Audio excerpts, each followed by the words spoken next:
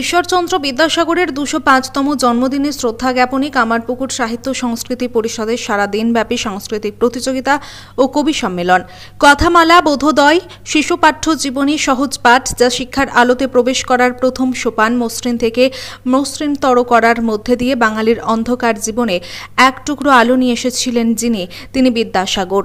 তথাকথিত সমাজে টিকিধারী পণ্ডিতদের হাজার বাধা বিপত্তি অবলীলায় অতিক্রম করে 1856 খ্রিস্টাব্দে তৎকালীন ইস্ট ইন্ডিয়া কোম্পানির পার্লামেন্ট থেকে বিধবা বিবাহ আইন পাশ করিয়েছিলেন তিনি ঈশ্বরচন্দ্র বিদ্যাসাগর। আজ সেই মহামানবের 205তম জন্মদিনে কামারপুকুর সাহিত্য সংস্কৃতি পরিষদের যথাযথ মর্যাদায় শ্রদ্ধা জ্ঞাপন এবং সারা দিনব্যাপী প্রতিযোগিতামূলক ও সাংস্কৃতিক অনুষ্ঠান, নৃত্য, গান, বিদ্যাসাগরের বহুমুখী কর্মকাণ্ডের উপরে মূল্যবান আলোচনা, কামারপুকুর সাহিত্য সংস্কৃতি পরিষদের দূর দূরান্ত থেকে আসা বহু কবি সাহিত্যিকদের কবিতা পাঠে মুখরিত হল বিদ্যাসাগর শ্রদ্ধা জ্ঞাপন অনুষ্ঠান মঞ্চ। ঈশ্বরচন্দ্র বিদ্যাসাগর জন্মের 205 বছর অতিক্রম করলেও তার সম্পর্কে সঠিক মূল্যায়ন হয়নি বিগত দিনেও এবং আজও। এ সম্পর্কে কি বলছেন কামারপুকুর সাহিত্য সংস্কৃতি পরিষদের সম্পাদক মদন মোহন সরকার? চলুন শোনাবো বিস্তারিত। তার কারণ হচ্ছে আজকের এই বিদ্যাসাগরের জন্মদিনটিকে কেন্দ্র করে আমাদের কামারপুকুর সাহিত্য সংস্কৃতি পরিষদের জন্ম। গত বছর বিদ্যাসাগরের জন্মদিনে আমরা প্রথম এই সংস্থাটি উন্মোচন ঘটাই। মূলত তার প্রচেষ্টাকে আমরা দিকে দিকে ছড়িয়ে দিতে চাই। সেই জন্য আমরা পণ্ডিত ঈশ্বরচন্দ্র বিদ্যাসাগরের জন্মদিনটিকে ঠিক করেছি এই কারণে যে বিদ্যাসাগর এমন একজন, তার নাম শুধু ঈশ্বর নন, ঈশ্বর যেমন এক এবং অদ্বিতীয়, বিদ্যাসাগরও তেমনি এক এবং অদ্বিতীয়, আর দ্বিতীয় বিদ্যাসাগর হয় না।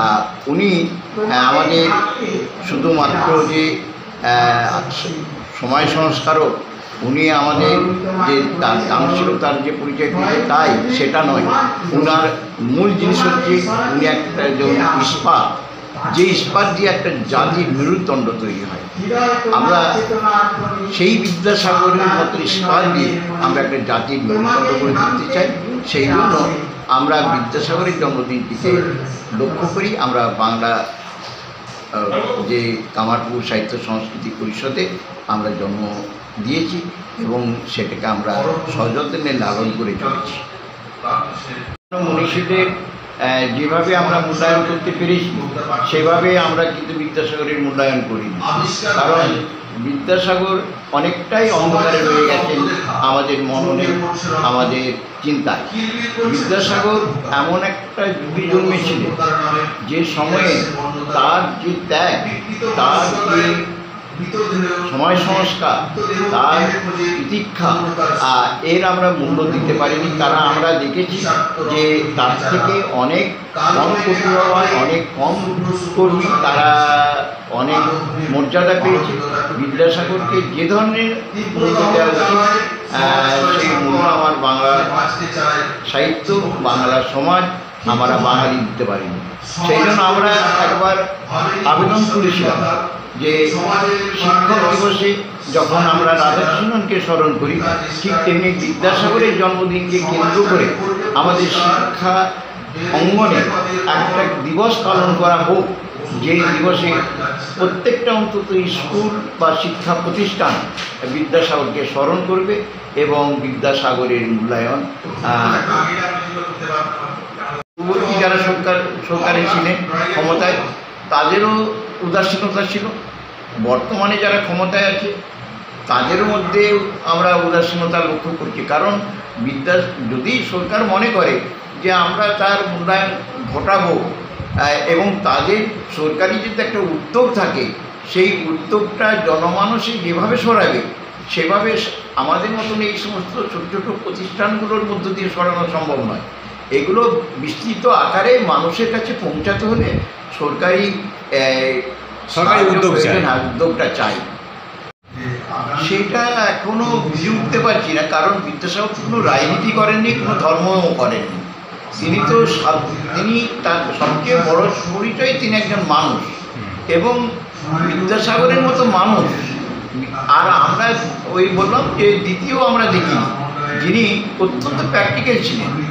200 বছর আগে যখন জন্মেছেন, সেই 200 বছর আগে ইংরেজি শাসন এবং সংস্কৃত এই যে যখন নিয়ে সংস্কৃত চর্চা করছেন, তিনি সংস্কৃত শিক্ষা সংস্কার করার সময়ে সেই সংস্কৃতকে বাদ দিয়ে তিনি বিজ্ঞান চর্চা, তিনি আমাদের যে সমাজে মানুষের প্রকৃত বিজ্ঞান চর্চার প্রয়োজন আছে এই কথা তিনি প্রচার করেছেন।